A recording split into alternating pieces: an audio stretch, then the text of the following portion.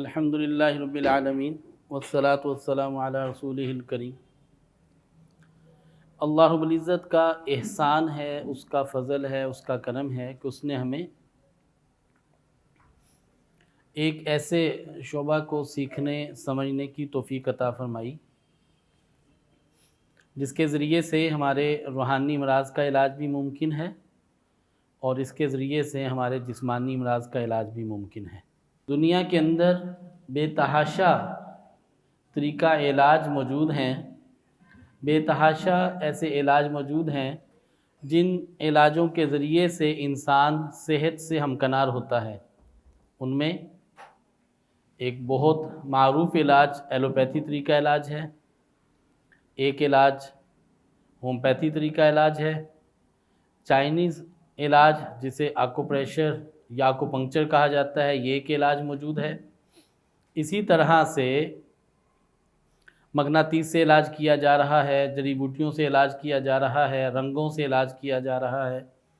ایسے بے تحاشا علاج ہیں اور اس میں سرجریز ہیں، ٹرانسپلانٹ ہیں، یہ سارے کے سارے علاج ہیں۔ لیکن ایک ایسا علاج جس علاج کو نبی کریم علیہ الصلوۃ والسلام نے خود اختیار کیا، جس علاج کو نبی کریم علیہ الصلوۃ والسلام نے ریکمینڈ کیا، ایک وہ علاج ہے۔ تو چونکہ ہمارے پاس سب سے بڑے اعزاز کی بات یہ ہے کہ ہمیں اللہ رب العزت اس راستے سے صحت عطا فرمائے جس راستے سے نبی کریم علیہ الصلوۃ والسلام نے صحت حاصل کی، اس راستے سے ہمیں شفا سے ہمکنار فرمائے جس راستے سے نبی کریم علیہ الصلوۃ والسلام نے شفا حاصل کی۔ تو ہمارے لیے یہ راستہ، یہ اعزاز، یہ علاج بہت زیادہ اہمیت کا حامل ہے۔ اور اگر ویسے بھی دیکھا جائے تو پوری دنیا کے اندر لوگ دوسرے علاج سے اس لیے متاثر ہیں کہ اس سے کسی نہ کسی انداز میں وہ نتیجہ لیتے ہیں، اور جو ہمارے پاس ہمارا اپنا ایک اسلامی علاج ہے، جس علاج کو ہم ہجامہ تھراپی کے نام سے بیان کرتے ہیں، ہجامہ لگوانے کے اعتبار سے بیان کرتے ہیں، یہ صحیح معنوں میں ہمارا اسلامی علاج ہے۔ اسلامی علاج کس اعتبار سے ہے؟ اسلامی علاج اس اعتبار سے ہے کہ اس علاج کو نبی کریم علیہ السلام نے خود اختیار بھی کیا اور تجویز بھی کیا، خود اختیار بھی کیا اور تجویز بھی کیا۔ اب یہ جو اختیار کیا اور تجویز کیا، تو کیا یہ علاج اسی وقت شروع ہوا؟ نہیں، یہ علاج نبی کریم علیہ السلام سے کوئی 5000 سال پہلے، 5000 قبل مسیح پہلے یہ علاج جو ہے موجود تھا۔ مصری اس کے ذریعے علاج کرتے تھے، یونانی اس کے ذریعے علاج کرتے تھے، اور دوسری بہت ساری قومیں اس کے ذریعے علاج کرتی تھیں۔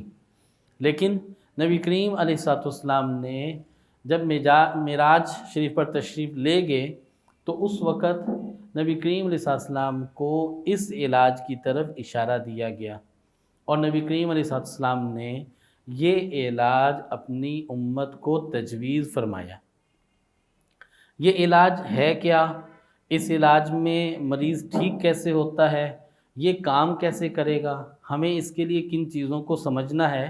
در حقیقت اس کے فلسفے اور اس کی روح کو اگر ہم نے جان لیا تو ہم اس علاج کو سیکھ جائیں گے، اور جو اس علاج کو کرنے کا پروسیجر ہے، وہ اس علاج کو کرنے کا پروسیجر ہارڈلی انسان 10 سے 20 منٹ کے اندر، آدھے گھنٹے کے اندر سیکھ سکتا ہے۔ جو پروسیجر ہے، پروسیجر میں 5 سے 6 چیزیں ہیں۔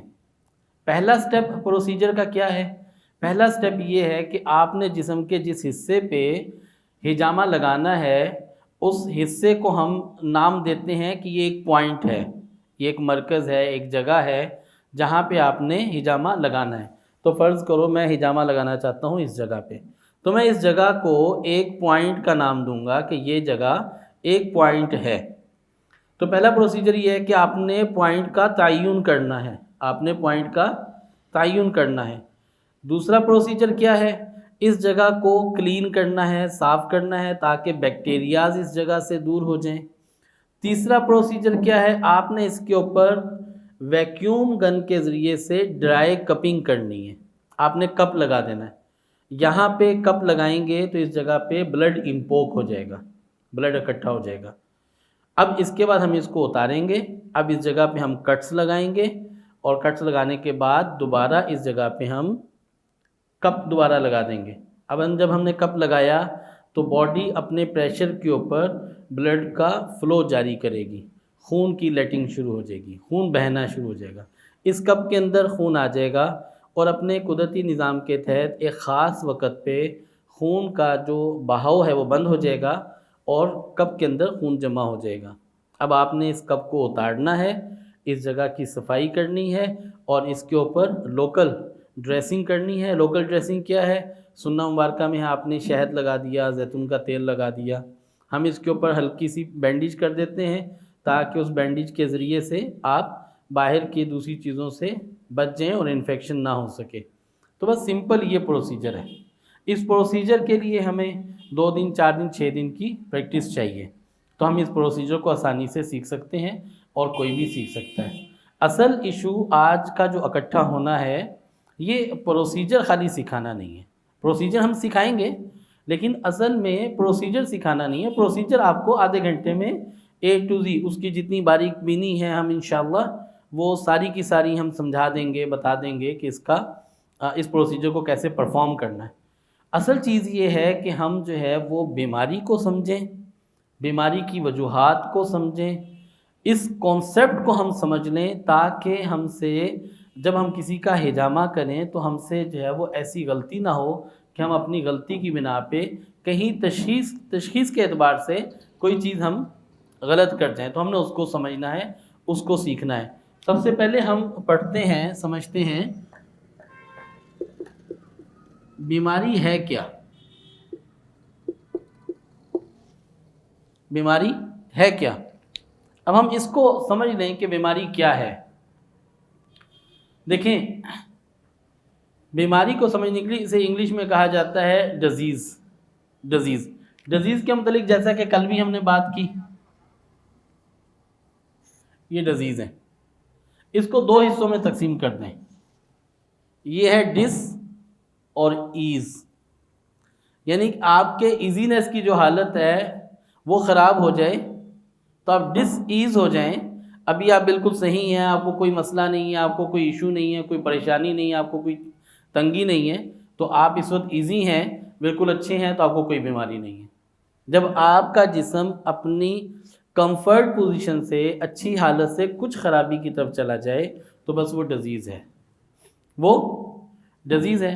گویا کہ کوئی بھی ایسی کیفیت جس سے میرے جسم کا نظام اپنے ریگولر نظام سے آگے پیچھے ہونے لگے، بے اعتدال ہونے لگے، تو میں تکلیف کی کیفیت میں آ جاؤں گا۔ اسی لیے تو ہے، دیکھیں شور شرابہ، اس سے انسان پریشان ہوتا ہے، لہٰذا یہ اچھا نہیں لگتا، اس سے انسان اریٹیٹ ہوتا ہے۔ تو اب یہ کیا ہے؟ اب بعض لوگ اس سے بہت زیادہ اریٹیٹ ہوتے ہیں، بعض لوگ اس سے بہت زیادہ اریٹیٹ ہوتے ہیں۔ جو اس سے بہت زیادہ اریٹیٹ ہوتے ہیں تو ان کے لیے ذرا سے شور میں رہنا بھی مشکل ہے، تو گویا کہ یہ کیفیت بھی ان کے لیے بیماری کی بن گئی، یہ کیفیت بھی ان کے لیے بیماری کی ہوگی۔ اب اسی طرح سے مختلف قسم کی تکالیف جتنی بھی آ جاتی ہیں، ان کی کوئی بھی وجہ بن جائے، انفیکٹ وہ بیماری ہوگی جو آپ کو آپ کے اعتدال کی حالت سے، سکون کی حالت سے آپ کو باہر نکال دے، وہ بیماری بن جائے گی۔ تو ہم نے بیماری کیا ہے؟ بیماری کسی ایسی حالت کا نام ہے جس میں آپ کا سارا جو نظام ہے، سارا کا سارا جسم کا نظام اپنی کارکردگی کے اندر یا کمی کا باعث بن جائے یا وہ کسی قسم کی زیادتی کی طرف آ جائے، تو ایسی کیفیت کو ہم بیماری کا نام دیں گے۔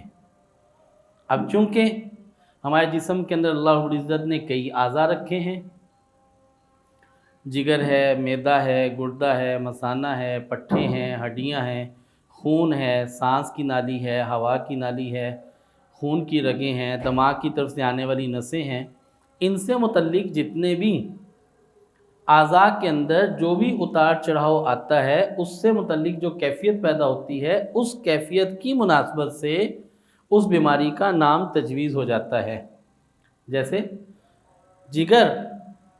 جگر کے اوپر ورم آ جائے تو اسے ورم جگر کہیں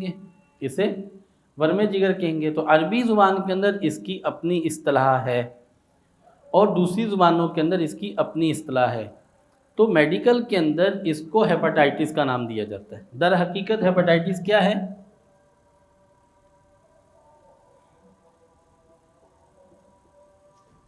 اب یہ کیا ہے؟ در حقیقت یہ ورم جگر ہے،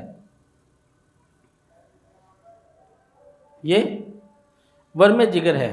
اب اسی طرح سے السر کیا ہے؟ السر کسی بھی آرگن کے اوپر اگر خراش پیدا ہو گئی اور اس سے کچھ زخم کی کیفیت آ گئی، اس پہ ریشز آ گئے اور وہ لگاتار رہنے لگے تو وہ السر ہے۔ تو اب آنت کا السر ہے، معدے کا السر ہے، چھوٹی آنت کا السر ہے، زبان کا السر ہے، منہ کا السر ہے۔ اس طرح سے اس مرض کی جو بھی ٹرمینالوجی یا اصطلاح سیٹ ہوتی ہے وہ در حقیقت اس مرض کی خرابی کی مناسبت سے جو کیفیت ہے اس کیفیت کے مطابق اس کی اصطلاح سیٹ ہو جاتی ہے، اور یوں ہم کہتے ہیں کہ یہ فلاں بیماری ہے۔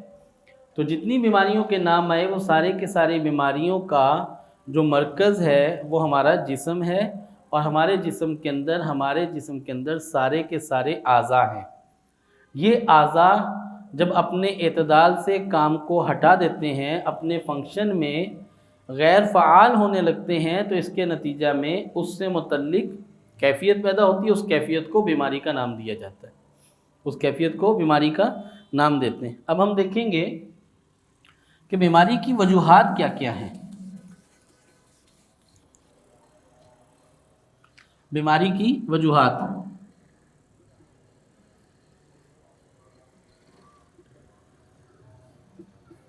بیماری کی وجوہات کیا ہیں؟ اب ہم اس میں دیکھتے ہیں بیماری کی کئی وجوہات ہیں۔ ایک وجہ بیماری کی ناقص غذا کا استعمال ہے۔ جب ہم ناقص غذا کھاتے ہیں تو اس کی وجہ سے وہ ہمارے جسم کے اندر بے اعتدالی پیدا کرتی ہے، تو ایک وجہ ناقص غذا کا استعمال ہے۔ دوسری وجہ غذا کا بے ربط اور بے ترتیب استعمال کرنا ہے، یہ ایک دوسری وجہ ہے۔ اور تیسری وجہ غلط خوراک کا استعمال کرنا ہے، مطلب ہمیں کھانا کچھ چاہیے اور ہم نے کھا کچھ لیا، تو غلط خوراک کا استعمال جو ہے یہ بھی بیماری کی وجوہات میں ہے۔ اب دیکھیں ہمارا اسلام کتنا خوبصورت مذہب ہے، ہمیں یہ فلسفہ نہیں سمجھایا، لیکن ہمیں یہ بات سمجھا دی کہ دیکھو تم نے حلال استعمال کرنا ہے، حرام نہیں کھانا۔ اب ہمیں یہ فلسفہ نہیں سمجھایا کہ اس حرام کھانے سے تمہیں کیا ہوگا، بس منع کر دیا کہ یہ چیز تمہارے لیے اچھی نہیں ہے، یہ حلال نہیں ہے، اس کو مت کھاؤ۔ اور اسی طرح سے اب کیا کیا، ہمیں بیماری کی وجوہات سے پہلے ہی روک لیا، ہمیں بچا لیا۔ پھر اسی طرح سے ہمیں کھانا کھانے کا پورا پراپر طریقہ بتایا، ہاتھ دھونا ہے، کلی کرنی ہے، بیٹھ کے کھانا ہے اور ان دعاؤں کا اہتمام کر کے کھانا ہے، اور پھر آپ نے چبا کے کھانا ہے، اپنے سامنے سے کھانا ہے، اتنی مقدار کھانی ہے، اتنی مقدار نہیں کھانی، یہ سارا A to Z ہمیں میتھڈ بتا دیا، اور ہمیں آج تک یہ میتھڈ کسی اور سائنس نے نہیں سمجھایا کہ بھی ایسا کھاؤ گے تو تم ٹھیک رہو گے، اس طریقے سے کھاؤ گے تو ٹھیک رہو گے۔ ٹھیک ہے، اس نے یہ ضرور کہا اچھا یہ چیز ہے تو اس کا یہ بینیفٹ ہے، یہ فلاں چیز ہے تو اس کا یہ بینیفٹ ہے، لیکن اس کو کتنا کھانا ہے، کیسے کھانا ہے، کب کھانا اور کب نہیں کھانا، اس کا جو میتھڈ ہمیں دیا وہ ہمیں نبی کریم علیہ السلام کی ذات عالی نے دیا، اور یہ عظیم تحفہ ہے جو ہمیں نبی علیہ السلام کی طرف سے ملا۔ تو ہماری بیماری کی وجوہات میں ناقص غذا یہ ایک وجہ ہے، کھانا بے ترتیب کھانا یہ ایک وجہ ہے، اور غلط خوراک کھا لینا یہ بھی ایک وجہ ہے، یہ ناقص غذا ہے۔ مشروبات کے طور پہ جو مشروبات جائز ہیں ان کا پینا ٹھیک ہے، جو مشروبات جائز نہیں ہیں ان کا پینا ہماری روحانیت کے لیے بھی نقصان دہ اور ہمارے جسم کے لیے بھی نقصان دہ۔ تو ایک وجہ ناقص غذا ہے۔ دوسری وجہ جو بتائی جاتی ہے وہ بتائی جاتی ہے موسم کی تبدیلیاں. موسم جب تبدیل ہوتے ہیں تو اس کی وجہ سے مزاج کے اندر کیفیت میں تبدیلی آتی ہے، تو یہ ایک وجہ بن جاتی ہے بیماری کی. تیسری وجہ جراثیم بیکٹیریاز کے حملے، جراثیم یا بیکٹیریاز کا ڈیولپ ہو جانا، کس جگہ پہ پیدا ہو جانا، تو یہ ایک وجہ ہے، اس وجہ سے انسان بیماری میں مبتلا ہوتا ہے. اور چوتھی وجہ جو ہمارے سامنے آتی ہے وہ آتے ہیں حادثات. انسان حادثات کا شکار ہو جائے تو اس سے بھی انسان بیمار ہوتا ہے. روڈ ایکسیڈنٹ ہو گیا، زلزلہ آ گیا، بلڈنگ گر گئی، کرنٹ لگ گیا، پانی میں ڈوب گیا، آگ میں جل گیا، تو اب ضروری تھوڑی ہے کہ ان ساری چیزوں کے اندر انسان جو ہے وہ ڈیتھ پوائنٹ پہ ہی چلا جائے گا، لیکن انسان کسی نہ کسی ایسی کیفیت میں ضرور مبتلا ہو جائے گا جو اس کے لیے بہت زیادہ تکلیف دہ ہوگی. تو لہٰذا اس اعتبار سے حادثات کا شکار ہونا یہ انسان کے لیے کیا بات ہوگی؟ یہ انسان کے لیے ایک وجہ ہے بیماری کی. تو بیماری کی وجوہات میں یہ وجوہات تو ہمیں سامنے نظر آتی ہیں. ایک وجہ جو اسلامک اسکول آف تھاٹ کے تحت ہمیں ملتی ہے. اب ان ساری وجوہات کے اندر موسم کی تبدیلی سے کچھ لوگ متاثر ہوتے ہیں، کچھ نہیں ہوتے. ناقص غذا کچھ لوگ کھاتے ہیں، انہیں کچھ نہیں ہوتا، اور بعض کھاتے ہیں تو ایک لقمے سے ان کی طبیعت خراب ہو جاتی ہے. جب یہ کویشچن کیا جاتا ہے کہ ایسا کیوں ہے، ایک گھر کے اندر 10 لوگوں نے پانی پیا اور 2 کو ڈائریا ہو گیا، باقی 8 لوگوں کو ڈائریا نہیں ہوا، تو کیوں نہیں ہوا؟ اس کو جب دیکھا جاتا ہے تو پتہ چلتا ہے کہ جن لوگوں کو ڈائریا نہیں ہوا وہ ان کا قوت مدافعت بہت اچھا تھا. تو قوت مدافعت کیا ہے اس کو بھی تھوڑا سا سمجھنا ہوگا. قوت مدافعت ایک ایسی قوت ہے، ایک ایسی طاقت ہے جو ہمارے جسم کے اندر موجود ہوتی ہے. یہ ہمارے جسم کے اندر حفاظت کا کام کرتی ہے.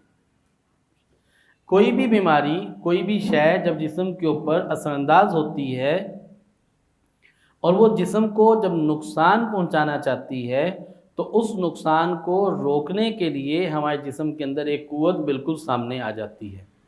وہ قوت سامنے آتی ہے اور آ کے اس کا مقابلہ کرتی ہے. جب وہ قوت اس کا مقابلہ کرتی ہے تو بیماری کو جھٹک دیتی ہے. جب یہ کمزور ہوتی ہے تو بیماری کو اپنے اندر قبول کر لیتی ہے. تو اس قوت کو قوت مدافعت کہتے ہیں.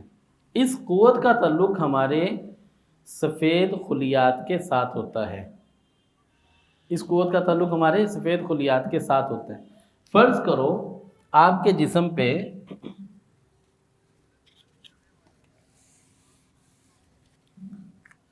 فرض کریں کہ یہ آپ کی باڈی ہے اور یہاں سے مچھر نے آپ کی باڈی پہ ایک بائٹ کی، مچھر نے آپ کے جسم کو کاٹا. مچھر جیسے ہی کاٹے گا تو یہاں کیا ہوتا ہے، یہاں سوزش ہو جاتی ہے، انفلیمیشن آ جاتی ہے. وہ جو ہلکی سی سرخ نشان بن جاتا ہے، تھوڑی سی جگہ بڑھ جاتی ہے. تو وہ سوزش جو آتی ہے، انفلیمیشن جو آتی ہے، جیسے ہی مچھر کاٹتا ہے، مچھر کے کاٹتے ہی WBC سارے بھاگ کے جسم سے اکٹھے ہوتے ہیں اور یہاں آ کے اکٹھے ہو جاتے ہیں. WBC کنہیں کہتے ہیں؟ جنہیں سفید خلیات کہا جاتا ہے. یہ سفید خلیات اکٹھے ہوتے ہیں، یہاں آ جاتے ہیں، اور یہاں آنے کے بعد جو ہے وہ اس جگہ پہ سوزش بھی ڈیولپ ہو جاتی ہے. اور یہ WBCs یہیں پہ جو متاثرہ سیل ہے اسے ریپیئر کرتے ہیں. جب یہ ہمارے کمزور ہوتے ہیں تو ان کی کمزوری کی وجہ سے ہمارے WBCs تیزی کے ساتھ ڈیڈ ہونے لگتے ہیں، اور یہ جو متاثرہ سیل ہے اس کا جو اٹیک ہے وہ باڈی کے اندر جانے لگتا ہے.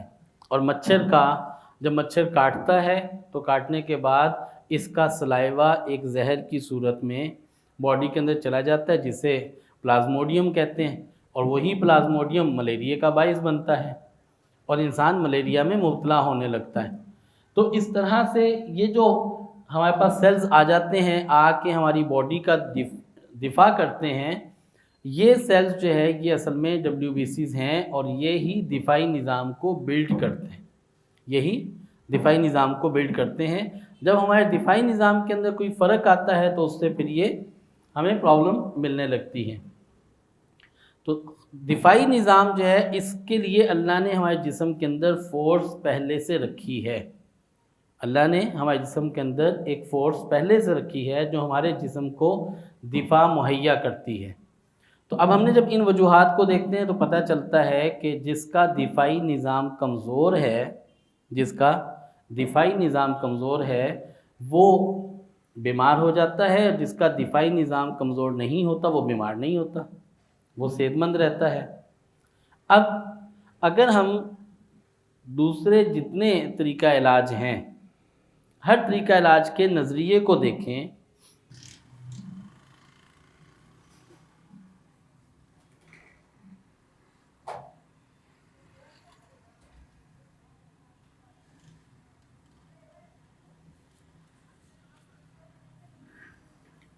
ہم بیماری کے متعلق اگر جتنے بھی نظریے ہیں ان کو دیکھیں، تو اگر ہم ایلوپیتھی سسٹم کی بات کریں تو ایلوپیتھی کے اندر یہی وجوہات ساری کی ساری جو بیان کی جاتی ہیں، وہ یہی وجوہات بیان کی جاتی ہیں جو میں نے آپ کے سامنے رکھی۔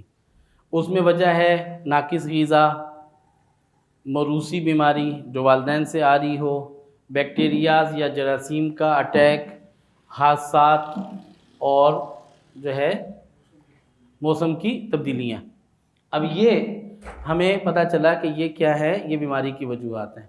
اگر ہم ڈسکس کریں ہومیوپیتھی طریقہ علاج کو تو اس میں کہا جاتا ہے کہ انسان کے جسم میں ایک وائٹل فورس ہوتی ہے، انسان کے جسم میں ایک وائٹل فورس ہے، جب وہ وائٹل فورس انسان کے جسم میں کم ہو جاتی ہے تو انسان بیماری میں مبتلا ہوتا ہے۔ اب وائٹل فورس کیا ہے؟ وائٹل فورس بھی ایک طاقت ہے جو انسان کے جسم کے اندر ہے، اور جب ہم تذکرہ کرتے ہیں طب یونانی کا یا طب کا تو اس میں پتہ چلتا ہے کہ انسان کے جسم میں 4 مزاج ہیں، 4 مزاج ہیں۔ ایک مزاج کا نام ہے صفرا، دوسرا مزاج کا نام ہے بلغم، تیسرا مزاج ہے دم، اور چوتھا مزاج ہے سودا۔ تو اسی اعتبار سے صفراوی مزاج، بلغمی مزاج، دموی مزاج اور سوداوی مزاج، یہ 4 مزاج کہتے ہیں۔ جب یہ 4 مزاجوں کے اندر اتار چڑھاؤ آ جائے تو انسان بیمار ہوتا ہے۔ اگر ہم چائنیز طریقہ علاج کی بات کریں تو چائنیز طریقہ علاج والے وہ ایک اس طرح سے سرکل بناتے ہیں یوں، اور وہ اس کو آدھے حصے کو نام دیتے ہیں، وہ آدھے حصے کو نام دیتے ہیں ین اور آدھے حصے کو ینگ۔ اس کو وہ سفید کلر کے ساتھ آئیڈینٹیفائی کرتے ہیں، اس کو کالے رنگ کے ساتھ، اس کو نام دیتے ہیں ین اور ینگ۔ یہ ایک سرکل ہوتا ہے، وہ کہتے ہیں باڈی ہے، باڈی کے اندر 2 طرح کی قوتیں ہوتی ہیں، ایک کو منفی قوت کہتے ہیں، ایک کو مثبت قوت کہتے ہیں، ایک کو ین کہتے ہیں، ایک کو ینگ کہتے ہیں۔ یہ دونوں مل کے انسان کو چلاتی ہیں، جب اس میں بے اعتدالی آ جاتی ہے تو انسان بیمار ہوتا ہے۔ اب ہم بات یہ کرتے ہیں سارے ہی جتنے نظریے ہیں سب کا ایک بنیادی نظریہ ہے کہ جب انسان کا دفاعی نظام کمزور ہوتا ہے تو انسان بیمار ہوتا ہے۔ اب اگر ان سے پوچھو بھی دفاعی نظام کیسے کمزور ہوتا ہے، دفاعی نظام کیسے کمزور ہوتا ہے، تو اس کا جواب ہمیں خاطر خواہ نہیں ملتا۔ دفاعی نظام کی کمزوری کے لیے پھر اگین وہی ملتی ہے بات کہ ناقص غذا کھائی تو اس سے دفاعی نظام کمزور ہو گیا۔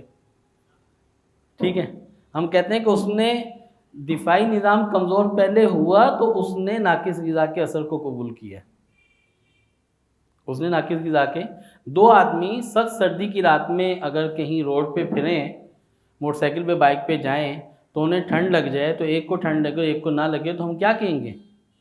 کیونکہ اس کا دفاعی نظام کمزور تھا، وہ سردی سے متاثر ہو گیا، اس کا نہیں کمزور تھا، وہ نہیں ہوا۔ تو دفاعی نظام کیسے کمزور ہوگا؟ اس کے لیے ہمیں خاطر خواہ جتنے دوسرے طریقہ علاج ہیں ان میں ہمیں اس کا جواب نہیں ملتا۔ اس کا جواب ہمیں ملتا ہے اسلامک اسکول آف تھاٹ میں۔ اسلامک اسکول آف تھاٹ ہمیں یہ بتاتا ہے کہ انسان کا دفاعی نظام کیسے کمزور ہوتا ہے۔ اس سلسلے میں مولانا اشرف علی تھانوی رحمۃ اللہ علیہ فرماتے ہیں، انسان کا تعلق جب خالق حقیقی سے ٹوٹتا ہے تو اس کی چوٹ حقوق العباد پر پڑتی ہے۔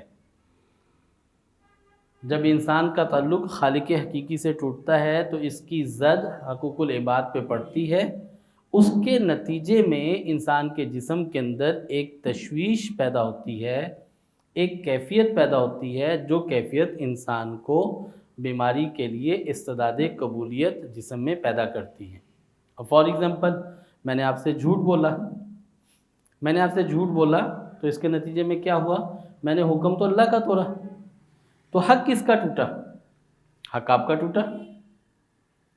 میں نے آپ کے ساتھ چیٹنگ کی اور ہارٹ اٹیک کا بھی ہو سکتا ہے، تو اس کو ہم جو ہے وہ اس درد کو اس طرح سے ہم کنٹرول کر سکتے ہیں اور ختم کر سکتے ہیں۔ اسی طرح کمر میں درد ہو تو ہماری یہ دونوں جو انگلیاں ہیں، ان انگلیوں کے درمیان میں ہمارے یہاں پہ دیکھیں آپ کو ہڈی کے درمیان جگہ ملے گی، گیپ ملتا ہے، جو ہماری یہ فرنجز ہیں، تو یہ جو فرنجز ہے اس جگہ پہ ہم جو ہے وہ اگر یہاں سے دبائیں گے تو ہمارا کمر کا درد اس میں ریلیف ملے گا۔ اور اگر ہم ان دونوں ہاتھوں کی اگر ہم اس فنگر کے درمیان اور اس فنگر کے درمیان، ان دونوں کے درمیان اگر ہم ہاتھ سے یوں اگر ہم پریس کریں تو ہماری پوری کمر کے اندر درد ہو تو وہ کنٹرول ہو جاتا ہے۔ مثلا اگر آپ میں سے کسی کو اگر اس وقت کمر کا کوئی تھوڑا سا اسٹریس فیل ہو رہا ہو تو آپ ابھی سے اس کو یہاں دبائیے تو آپ کو انشاءاللہ ابھی ودن چند سیکنڈ ریلیف مل جائے گا۔ نیکسٹ کیجیے گا۔ دیکھیں ڈپریشن جو کہ اس وقت کا عام مرض ہے، ٹاپ آف دی ہیڈ پہ یہاں پہ پریشر دیں گے، اور اسی طرح یہ ہمارا سینٹر کا حصہ ناف اور سینے کی ہڈی کے درمیان بالکل یہاں پہ پریشر دیں گے، اور ہاتھ کی ہتھیلی کے یہ ہماری کلائی کے بالکل پاس اس جگہ پہ ہم پریشر دیں گے، تو اس سے ڈپریشن کو بڑا اچھا کنٹرول کیا جا سکتا ہے۔ بعض کا ڈپریشنز کے اٹیکس ہوتے ہیں، آپ ایسی پوزیشن میں ہوتے ہو، آپ سفر میں ہو، آپ حج کے موقع پہ ہو، آپ رات کے کسی وقت میں ہو، اب ڈپریشن کا اٹیک آیا، آپ میڈیسن نہیں یوز کر پا رہے ہوتے، مریض کو سیٹسفائیڈ نہیں کر پا رہے ہوتے، تو سمپل آپ جو ہے وہ چند منٹ اس کے ساتھ ہی تھوڑی سی ایکٹیویٹی کریں اور اس کا ڈپریشن کا جو اٹیک ہے وہ لیول ہے کم ہو جائے گا۔ سارے سر میں درد ہو تو اس کے لیے ایک پوائنٹ یہ بھی ہے کہ ہم پاؤں کے ٹخنے کو یہیں سے ٹخنے کے ساتھ سے 4 انگلی اپنی ناپیں گے، اور بالکل جو یہ پوائنٹ آئے گا یہاں سے اس کو ہم ریکور کر لیں گے۔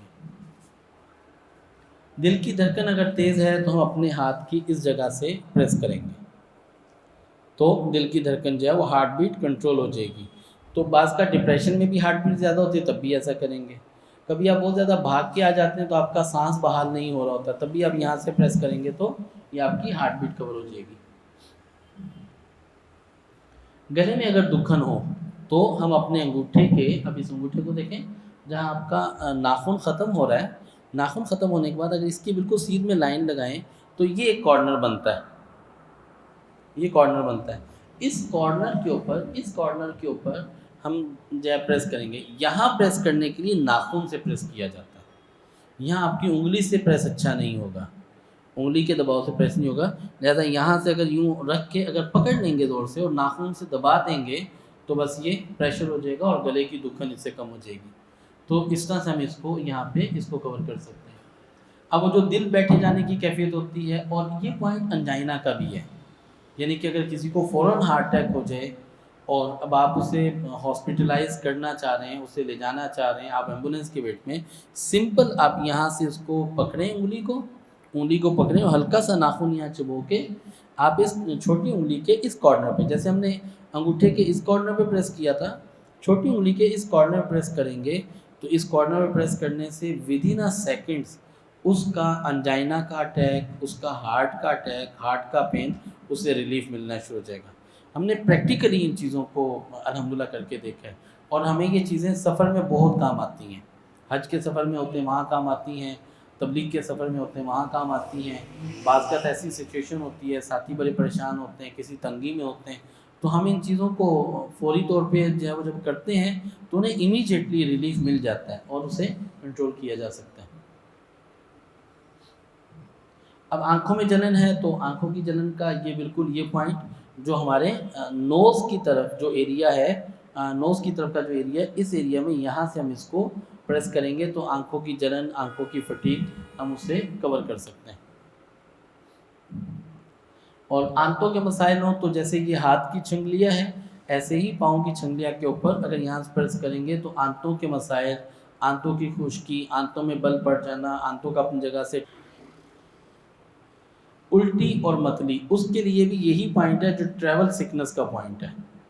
تو اگر آپ سفر میں ہیں اور آپ کو وامٹنگ ہو رہی ہے، الٹی کی کیفیت ہو رہی ہے، تو اب یہاں سے اگر اس کو پریس کریں گے تو وہ انشاءاللہ کور کر جائے گا.